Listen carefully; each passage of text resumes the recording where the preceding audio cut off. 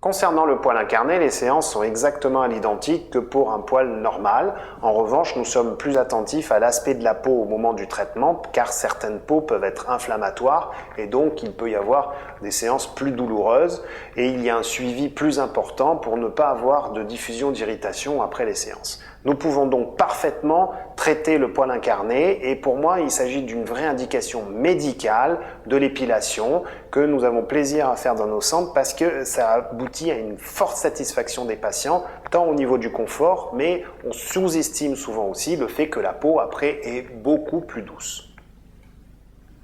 En effet, le poil incarné est un poil enquisté à l'intérieur de la peau qui a du mal à sortir et qui donc va créer une inflammation, parfois même une douleur, une inflammation qui peut aboutir soit à des traces sur la peau ou bien parfois un enquistement, voire un véritable abcès.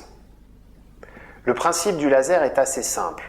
Contrairement à la lampe flash qui a un fort effet thermique qui est très démonstratif à court terme mais qui en fait agit peu au niveau de la destruction du bulbe, les lasers de type alexandrite ou bien les lasers de type Nd:YAG ont un effet à l'intérieur sur le bulbe ou sur la vascularisation du bulbe. Donc ce poil qui est à l'intérieur de la peau va être très facilement détruit par nos lasers.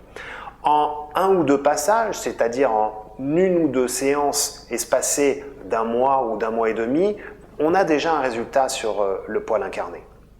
En matière de poil incarné, une séance va suffire à traiter le poil qui est en activité et qui pose problème. Mais nous conseillons de faire un cycle complet d'épilation, c'est-à-dire en moyenne 5, voire 6, voire 7 séances pour enlever le stock complet de poils, puisque chaque poil qui va se mettre à naître, par des prédispositions chez certaines personnes, peuvent aboutir à du poil incarné.